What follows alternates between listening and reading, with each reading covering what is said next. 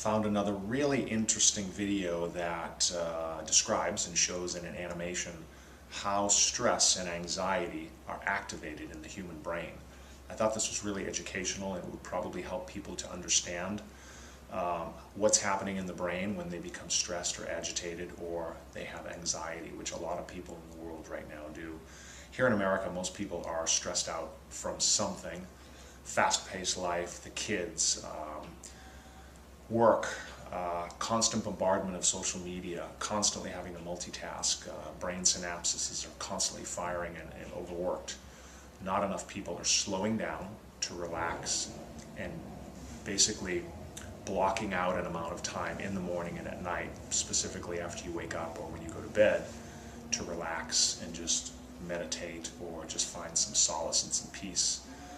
What happens is you become agitated, the more you start to fire and fire and fire those synapses. So one of the things I always recommend to people is you have to have time set aside for meditation and relaxation. In any event, this video is going to show you what happens in the brain. And when you can see what happens in the brain, it will allow you to visualize what's happening and allow you to go to work, if you do the discipline and the homework, on how to slow that process down, because you do have a direct effect on your consciousness and what happens in the body. So, in any event, here's the video. Check it out. Feel free to comment, share it, and I hope it does help you understand what happens in your brain when you become agitated or stressed or have anxiety.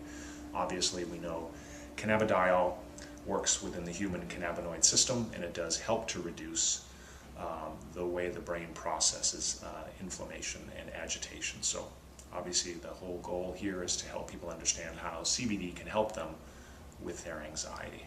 All right, thanks. Check out the video. I'm Dr. John Kenworthing. Welcome to the short tutorial on your brain on anxiety and stress. It is essential to know how our brain responds to the stimuli which trigger an anxiety response so that you are equipped to deal appropriately with anxiety. Let me highlight the key areas of your brain that are involved, and then I will explain what happens inside the brain. The thalamus is the central hub for sights and sounds. The thalamus breaks down incoming visual cues by size, shape and colour, and auditory cues by volume and dissonance, and then signals the cortex. The cortex then gives raw sights and sounds meaning, enabling you to be conscious of what you are seeing and hearing. And I'll mention here that the prefrontal cortex is vital to turning off the anxiety response once the threat has passed. The amygdala is the emotional core of the brain, whose primary role is to trigger the fear response. Information passing through the amygdala is associated with an emotional significance. The bed nucleus of the stria terminals is particularly interesting when we discuss anxiety. While the amygdala sets off an immediate burst of fear, the BNST perpetuates the fear response, causing longer-term unease typical of anxiety. The locus coeruleus receives signals from the amygdala and initiates the classic anxiety response: rapid heartbeat, increased blood pressure, sweating, and pupil dilation. The hippocampus is your memory center, storing raw information from the senses, along with emotional baggage attached to the data by the amygdala. Now we know these key parts. What happens when we are anxious,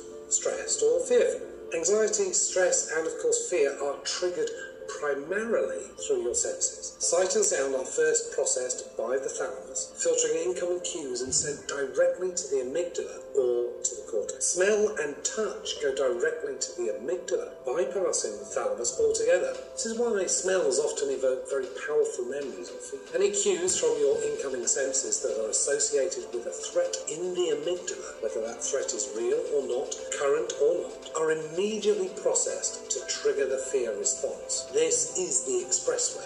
It happens before you consciously feel the fear. The hypothalamus and pituitary gland cause the adrenal glands to pump out high levels of the stress hormone cortisol. Too much cortisol short-circuits the cells of the hippocampus, making it difficult to organize the memory of a trauma or a stressful experience. Memories lose context and become fragmented. The body's sympathetic nervous system shifts into overdrive, causing the heart to beat faster, blood pressure to rise and lungs to hyperventilate. Perspiration increases and the skin's nerve endings tingle, causing goosebumps. Your senses become hyper-alert, freezing you momentarily as you drink in every detail. Adrenaline floods to the muscles, preparing you to fight or run away. The brain shifts focus from digestion to focus on the potential dangers, sometimes causing evacuation of the digestive tract through urination, defecation or vomiting. Heck, if you're about to be eaten as someone else's dinner, why bother digesting your own? Only after the fear response has been activated does the conscious mind kick in. Some sensory information takes a more thoughtful route from the thalamus to the cortex. The cortex decides whether the sensory information warrants a fear response. If the fear is a genuine threat in space and time, the cortex signals the amygdala to continue being on alert. Fear is a good, useful response essential to survival. However, anxiety is a fear of something that cannot be located in space and time. Most often, it is that indefinable something triggered initially by something real that you sense, but that in itself is not threatening, but it is associated with a fearful memory. And the bed nucleus of the striatum will perpetuate that fear response. Anxiety is a real fear response for the individual feeling anxious, and anxiety can be debilitating for the sufferer.